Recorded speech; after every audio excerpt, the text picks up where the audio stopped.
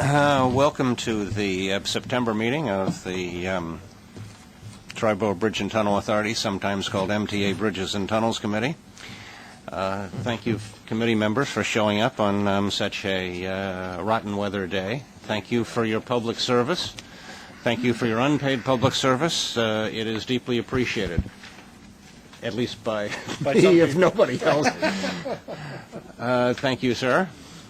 Are there any public speakers? There are no public speakers. The minutes of the July meeting are at pages 1 through 5 or 6 of the book. Are there any additions or corrections? Do I hear a motion to approve the minutes? So moved.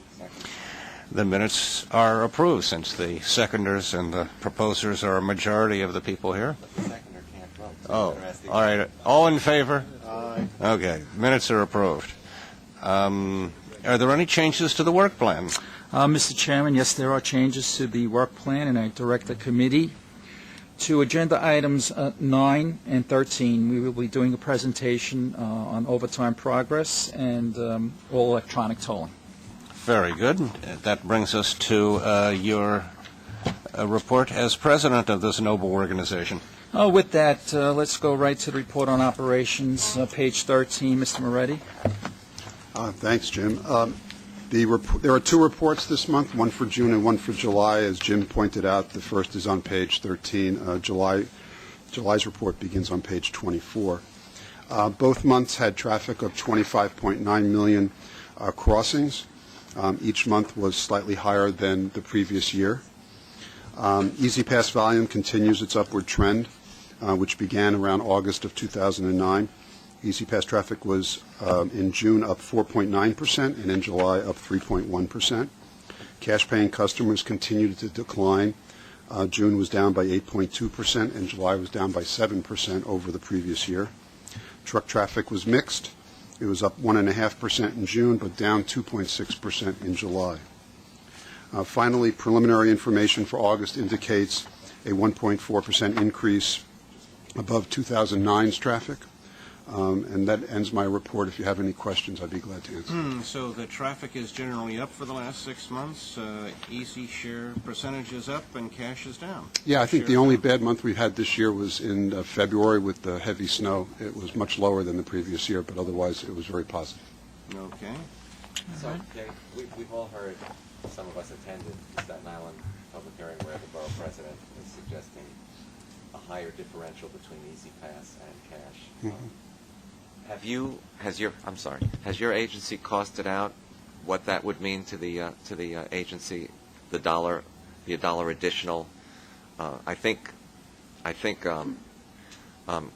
Kathy, your attorney who was at the Staten Island hearing said she, no, the person, no, okay. Said that she thought once you factored in the Staten Island Borough President's proposal, it would actually mean something like $1.96, almost $2 differential between the Easy Pass and the cash fare. I haven't been involved in the actual calculations that have been presented. But your agency wouldn't be averse to such a proposal. Well, obviously, it would help increase Easy Pass market share, Mm-hmm. which is good. Mm-hmm. We know that, and that's something that we always strive for. So in that regard, it would be a positive.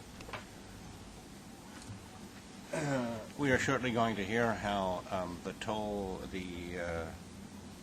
booths are going to get even more better for the Easy Pass equivalents, right? Absolutely. But we aren't there yet, are AET we? presentation. No, sir. Who is next in your... With that, the Vice President of Operations, Jim Fortunato, will give the committee a report on the customer environmental survey. Good afternoon. This is usually the Jim, James, and Jimmy show. We usually have all three of you, but at least David got in the middle this time. Okay, go ahead. Summary of the second quarter customer environment survey is as follows. B&T striped 12,174 linear feet of roadway in the second quarter 2010 and repaired 1,380 potholes in the second quarter. The second quarter collisions were 13% higher than the second quarter in 2009, and collisions with injuries were 12.6% lower than the same period in 2009. And B&T met its customer service goal for toll lane changeover and easy pass lane availability.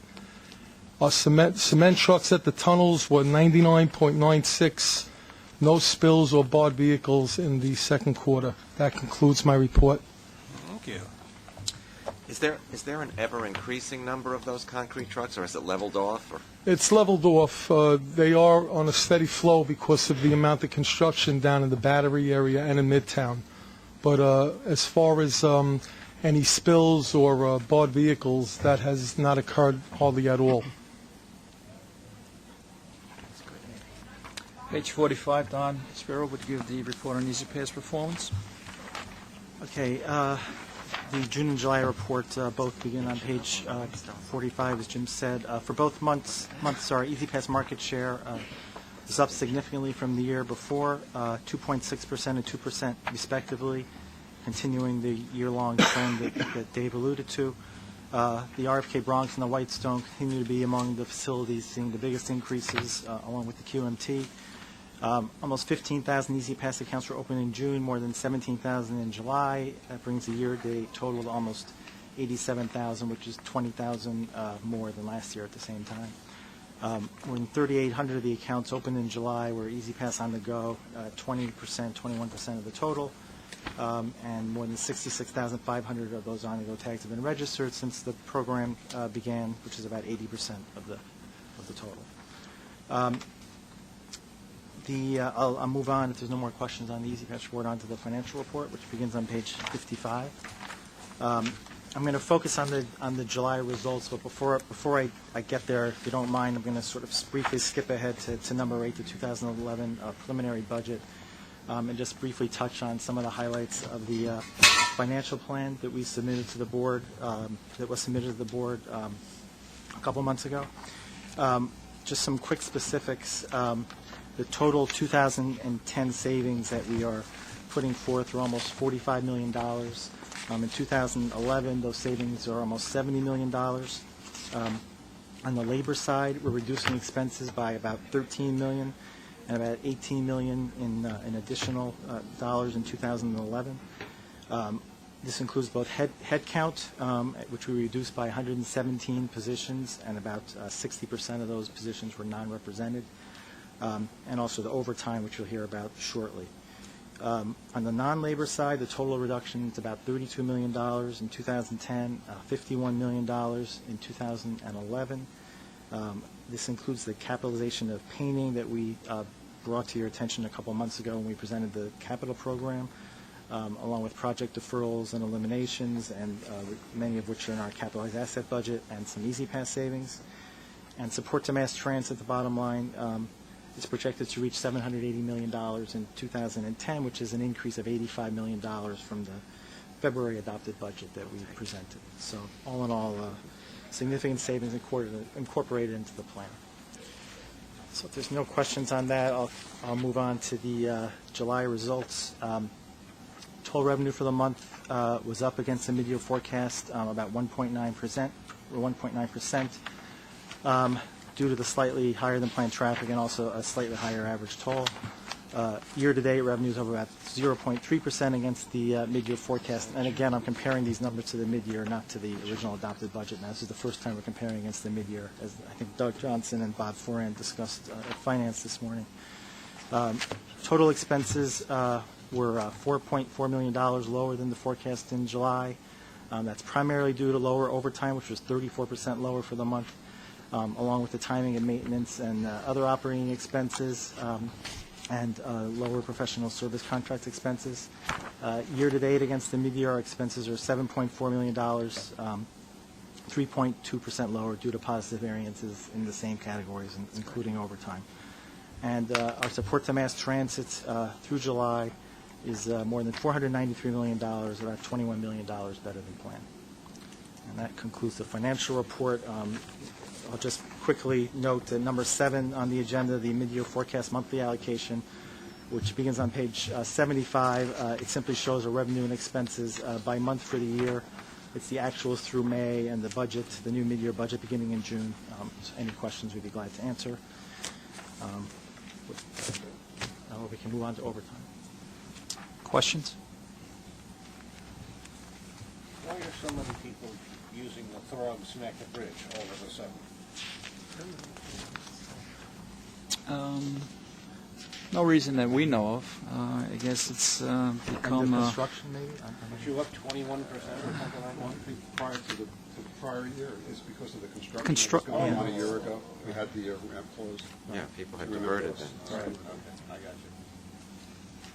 Okay, with that, we'd like to move on to the report on overtime progress. I'd like to introduce to the committee Vice President of Labor Relations, Sharon Gallo, who steers the committee and reports directly to the President of the agency. Good afternoon. Welcome, and we have complimented Jim in your absence for the wonderful job that you are doing in reducing overtime, and we have told him how grateful we are to him for everything that you have done.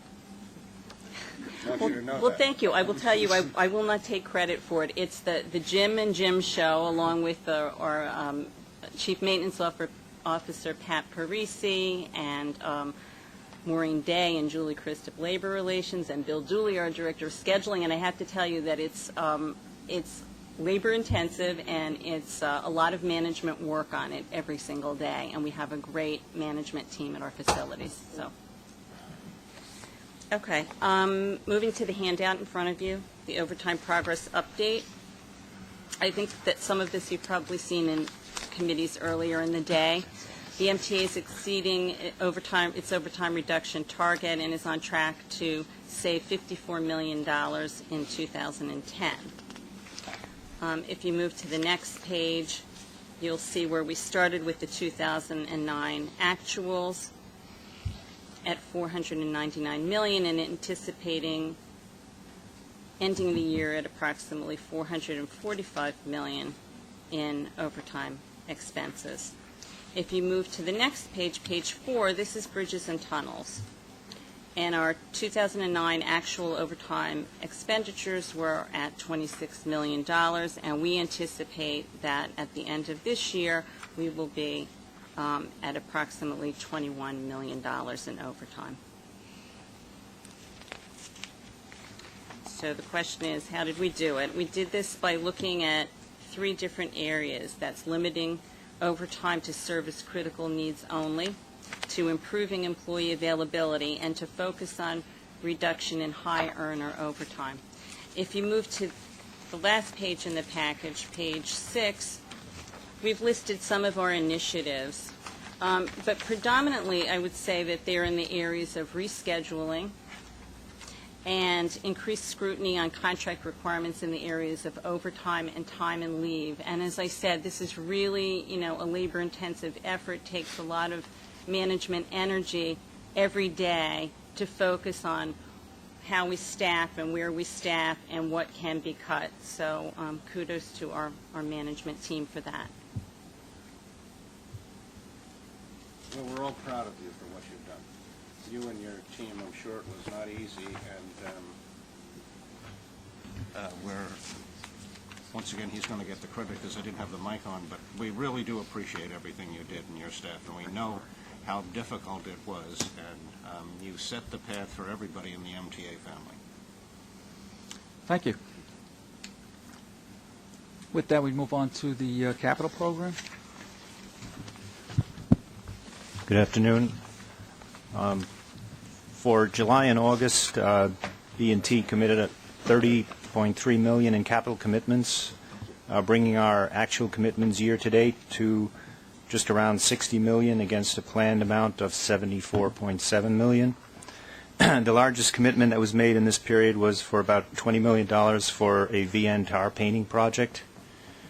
Through the end of August, B&T has completed $220 million in capital projects this year against a planned amount of $164 million. Completions in July and August included a drainage improvement project at Henry Hudson and an ethanol fuel storage project at Verrazano Narrows. Closeouts year-to-date, $159.5 million, with $14.5 million closed out in July and August. And there are a number of minor changes to remaining commitments documented on page 82. Unless there are any questions, that concludes my report. Thank you. Anyone have any questions? All right, Jim. Okay, we'll move on. Good afternoon. There are 3 procurements this month totaling about $1.540 million. There are no non-competitive procurements.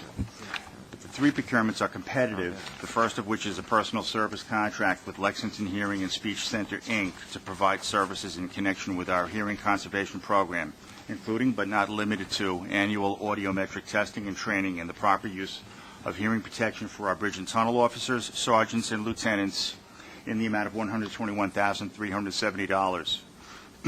The contract duration is 3 years. Second is a miscellaneous service contract with Royal Waste Services, Inc. to perform garbage removal and recycling services at various facilities in the amount of $1,353,450 over a 3-year period. The third item is a miscellaneous service contract with Continental Lift Truck, Inc. to perform scheduled and unscheduled maintenance and repair of our off-road heavy-duty vehicles and equipment located at various facilities in the amount of $65,250 for a 2-year period. And there are no ratifications. I have 2 additional items for your information. Bridges and Tunnels is included in the New York City Transit competitively bid miscellaneous service joint procurement for maintenance and repair of elevators at various MTA agency locations. Awards will be rendered to Richmond Elevator Company, Inc. and Slade Industries, Inc. Our contract will be with Richmond Elevator for a 3-year period in an amount of $610,550. We are also included in the Metro North Railroad request for an extension under a competitive multi-agency miscellaneous service contract with Iron Mountain, Inc. to continue off-site record storage and retention services from January 1st through August 3rd, 2011. Bridges and Tunnels not to exceed amount is $150,000. And this concludes my report. Thank you. We have 3 of these procurements that require a vote. Why don't we consider them all together? Does anyone have any questions? Does anybody move them as So moved. Second. all in favor? Aye. Any opposed? Procurement shall be forwarded to the board. Thank you. All right, we'll move on to the Bridge and Tunnel Safety Report. Good afternoon. Have on beginning on page 97 are the quarterly safety statistics through the second quarter. Page 97 through 99 are 2 charts and 1 graph covering the customer vehicle accidents with injury statistics. We have more accidents, but we're hitting less people. You got it. We did have a How does that accident. happen? Just by happenstance? Maybe, well, more than little, fender benders. We had some of the Throgs Neck work there, and we had a lot of traffic cutting in, and So wherever there's not resulting in construction, injuries. you tend to have, I would assume, more vehicle to vehicle. In general, you would see an uptick in most of our construction areas, but we do have planned MPTs prior to construction, and then we try to mitigate any uptick in accidents by adjusting that said MPT. And it's a living document, so to speak, the MPT. Where we see an uptick, we try to amend it and move forward and try to reduce those accidents. But this chart is on page 99. What you don't have here is accidents per so many vehicles. You have injuries, but if you had accidents per number of vehicles by a crossing, you would then know if it's the geometry of that crossing or something leading to the crossing that's at fault there. Obviously the Verrazano has lots more crossings than the Cross Bay, but is it a safer crossing? So we should have another column which says how many vehicles went across each one of these bridges and tunnels? You should have accidents, not injuries, but accidents per number of vehicles, and then you would have an idea of what's wrong with each crossing. That's an interesting. Why don't you study? That's an interesting idea. Accidents per vehicle crossing. Okay, we will take. Yeah. It's not that, we don't have too much information at hand already, but this might be a useful addition. Yeah, I'm trying to find it. I didn't want to. Jim, it's on page 40. It's in a different report this month. It's on page 40 of the customer environment survey that Jim Fortunato reviewed. There's a graph. You see the second quarter collision rate per million vehicles, and then there's the collision rate with injuries. It just doesn't break it down by bridge or No, it tunnel. doesn't, but it gives you the statistic, but we can certainly break it down. That would be useful. Thanks. Not a problem. We'll break it down. Did we anticipate and complete your report for you, or do you have more to tell us? Well, I have the other half, the Okay. injuries, employee injuries. Go ahead. Yeah. I've got on page 100 to 104 two charts and three graphs that cover the employee lost time accident statistics. There has been a sizable increase in the number of frequency of lost time accidents. You can see on the graph on page 101, the majority of that increase is attributable to one work group, the bridge and tunnel officers. We reviewed those incidents and have not detected any pattern or specific cause. Many were slips, trips, and falls, and almost all of them were related to normal routine activities. We've been inspecting. We'll continue to do safety inspections of facilities, though we have found that certainly our facilities are in good condition. That concludes my report, unless there's any questions. Thank you. Okay, we'll move on to the presentation for the all-electronic tolling. I'd like to introduce Robert Redding. Currently, Bob is managing the agency's efforts towards all-electronic tolling. He has 24 years of experience, which includes project management at both MTA Bridges and Tunnels and the Port Authority. He's worked in toll systems in California, Illinois, New Jersey, Massachusetts, and Puerto Rico, and he's been a technical consultant to B&T for various projects for over 17 years. Vast wealth of knowledge leading our efforts to all electronic tolling, so he will proceed in giving the presentation. Yeah, welcome, Robert. The chairman, Jay Walter, always asks me how you're doing, and I say fabulously. I haven't the slightest idea whether I'm right or not, but it's bought you some time. How you doing? I'm doing fine. Thank you. Thanks, Jim, and good afternoon, everyone. Through all of those years of projects, one of the things I've learned is you got to have a good team below you, but almost as important, or maybe perhaps more important, you need a team above you. And when we started this project, I remember Jim Ferrara saying, "This changes everything." And I think because of that, we formed a steering committee that's made up of very senior level people from the executive office, from revenue management, from the legal department, from engineering, from public affairs, and they've been guiding me on the project, and we meet every other week, and it's been very successful.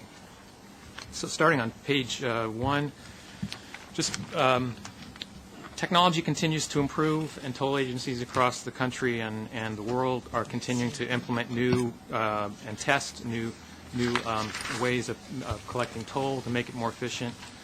Very recently, there's a new trend toward what is called all-electronic tolling. And just right up front, the anticipated benefits, the hopeful benefits of all-electronic tolling are to reduce travel times for our customers, to hopefully reduce our operating costs, and to reduce our capital costs going forward. So we'll talk a little bit more about each of those as we go along here. Page 3. So what is AET? Essentially, what AET does, it makes all the toll lanes at a plaza equal, so that there's no reason to choose a particular lane. We collect toll in every lane with every method of collection. But the method of collection called cash is no longer available. So we do not have staffed lanes to collect cash. It's all done electronically. Traffic does not stop in any lanes and does not separate by payment type. We can reduce the number of toll lanes to match roughly what's in the highway before and after the plaza, so that reduces the need to diverge to a lane and then to merge back into a smaller number of lanes. So it should be more safe. We would collect toll in two different ways. With the current methodology of EasyPass, which would essentially remain unchanged, but of course there'd be no gate in the lane. And then secondly, we would use license plates. So if someone comes through and they do not have an Easy Pass, or if their Easy Pass account is not whole, we'll take images of both their front and rear license plates with the cameras that we're installing today. The rest of the toll system remains the same as it is now, same classification system, same technology that we use today. This is currently being done, hasn't been very long, but it is currently being done in Dallas and in Denver and in Australia. But those roads are, for the most part anyway, not highly congested urban bridges and tunnels. They're highways where the traffic is free flow. There's not a lot of backup. There's not stop and go traffic. And so one of the very important reasons of doing the pilot is to test it in our environment, which is different than theirs. So, page 4. We're going to do the project in 2 phases. Sort of want to walk before we run. The first phase will be actually not completely all electronic tolling, but it will be what we call gateless tolling. It's essentially what we have today. I'll talk about it a little bit more in another slide. And then the second phase will go to the all electronic tolling that I just described. And as I said earlier, both phases, as Jim says, change everything, change how we operate our facilities, change our interaction with our customers, which now is in many cases face-to-face at the Plaza, but will now be done exclusively by the back office. And we'll have a new concept called toll violators that we don't have today, and we'll have to deal with them as well. Gateless is the first phase, and it's sort of a step along the way. We would simply remove the gates in the Easy Pass lanes. Free flow traffic in those lanes, but we would still have cash lanes and collect cash with BTO staffing those lanes. We also currently have personnel that roam the plaza for when a gate does not go up for whatever reason, either because the customer's account was not whole, or they forgot their Easy Pass, or wasn't mounted correctly. And those, what we call interventions, will also go away when we go to this gateless operation. And we'll have, as I said earlier, we'll have cameras in the Easy Pass lanes.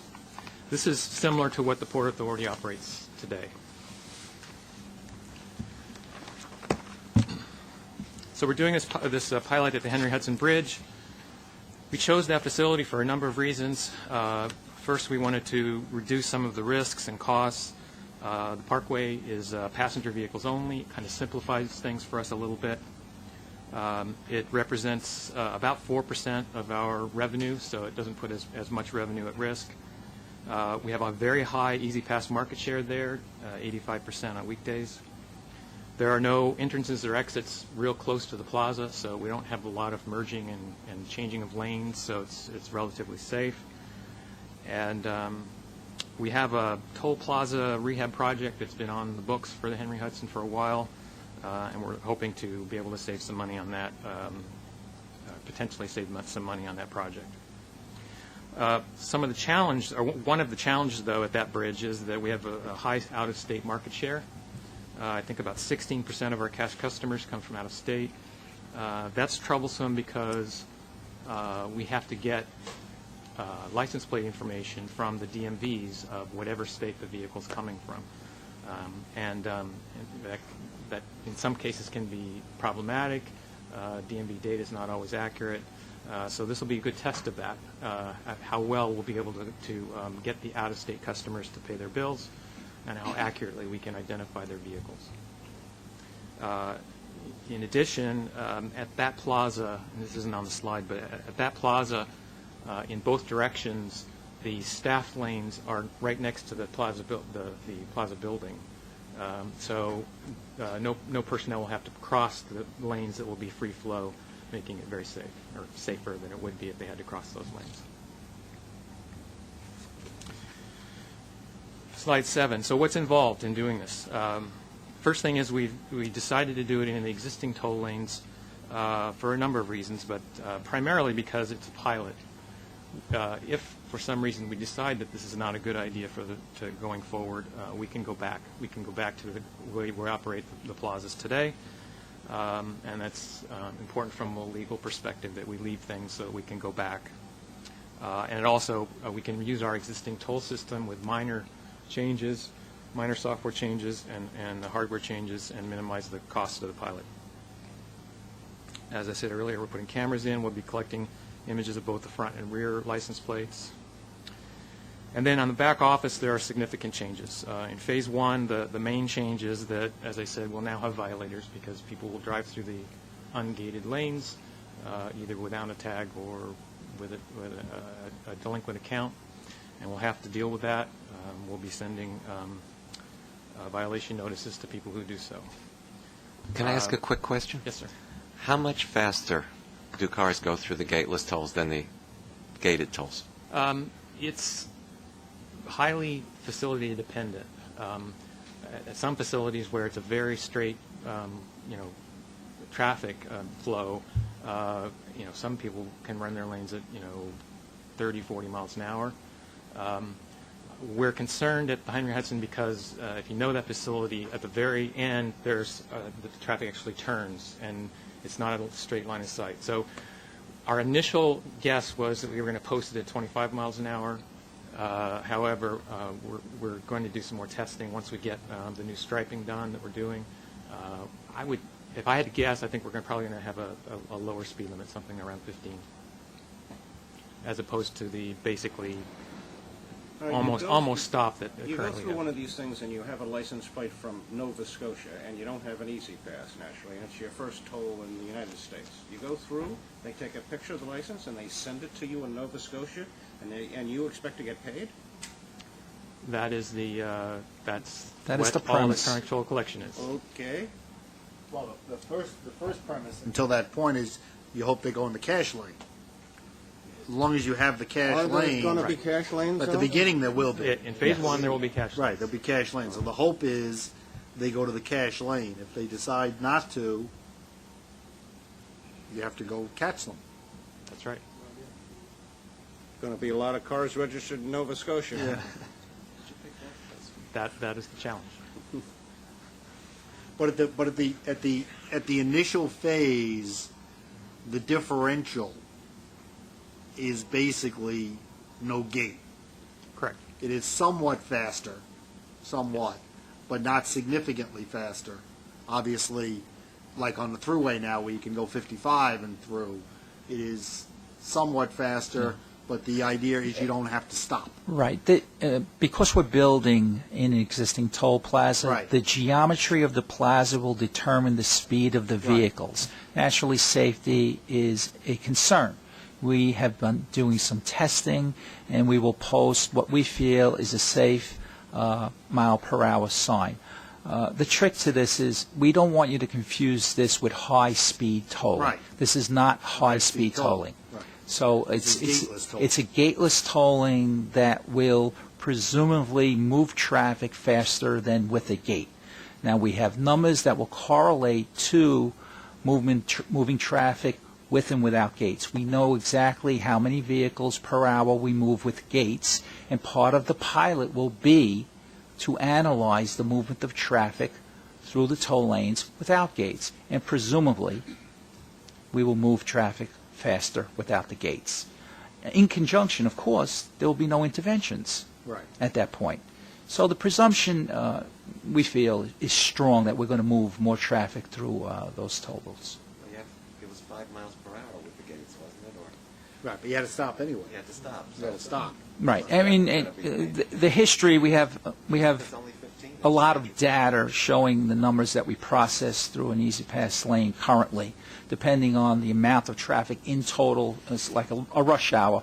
We can produce and move traffic anywhere from 600 to 800 vehicles per hour with gates, with interventions. Right. We're making the presumption here during this pilot that we're going to move more. Yeah. Well, we wish you all the best in your pilot. I am renting a post office box mail drop in Nova Scotia, and I'm sure this is going to work out fine. What is the, obviously there are places that already have gateless, including the Port Authority. What is their violation percentage? Do we have any? Do we know what they know? We have what they'll tell us, Oh, okay. and it's somewhere in the 1 to 3% range, the best we can tell. But I'm not sure that we Unaudited. Unaudited. Unaudited. Right. Well, the Thruway Authority had the same thing, but the Thruway Authority is a little different because you get the card, except for the one. There's one place where it's not, where you could do that. I think on the New England Thruway, where they have high speed to the Bypass side. lane to the side. To the yes. side. That's And correct. technically, there's no intervention there. You could go through without an easy pass. You could go through it. Whether they catch you is another question. Well, part of the pilot, Mitch, will be testing our back office functions, our cameras, our infrastructure. Right. That is part of this pilot program, to see how well this all works in conjunction with working with the Tri-State Area Motor Vehicle, Department of Motor Vehicles. The back office function is very important function in this pilot. Right. Well, the other aspect of it is, almost all the states around us have toll facilities, whether they're highway facilities or bridge facilities. Sooner or later, they're all going to get to where we're going to get to, or we're going to get to where they are, depending upon who gets there first, okay? So their willingness to enforce our rules is going to be directly proportional to our willingness to enforce their rules in relation to out-of-state violators who violate each other's toll facility rules. So to some degree, the consortium of states that now have Easy Pass together will most likely have enforcement together, because otherwise it makes no sense from each of them to go to a facility. The weakest link. Right, that's what I'm saying. So everybody will go up and down together in that regard. In Nova Scotia, we have no front license plates, and the back ones are written in Braille because there's so much snow, you got to go up and... I'm sure you got a question. lot of things to work out. When you go to cashless and gateless, how long in normal practice does someone have to pay once they get an invoice before the collection activity is stepped up? Well, we're working through the business rules now. It's actually one of the things we want to test in the pilot. We're looking at a couple of different periods, pay periods, and how often we invoice, and we want to look at what's the compliance rate with varying different. Assumedly, one would get a bill within a month of using a yes. facility. Yes. Yes. And then you're going to figure out how long they have to pay before. Correct. Okay. Yeah. So then in phase two, then the next step obviously is to get rid of the cash collection, to start sending out the invoices via plate. And actually, I skipped over the gateless date. Starting date is mid-January. Anticipating my Nova Scotia evasion techniques, it wouldn't surprise me if we are going to probably impose a fine if you do not pay your toll. Wait till the end of the book. And It's in with here that, already? It's already and with there. that, Mr. Chairman, that cues up our acting counsel that will discuss the authorization to begin the process. We're seeking your approval to begin the legal process to adopt a $50 violation fee. We will be imposing it on vehicle owners whom we identify by their license plate. We already have the right under our Easy Pass agreement to impose the $50 violation fee on Easy Pass account holders who are toll violators. We have not used it before now because we've relied on the gates. Without gates, we will be pursuing them with the violation fee. This will all be done under a civil process so that we will bill you, nag you, and then send it to a collection agency.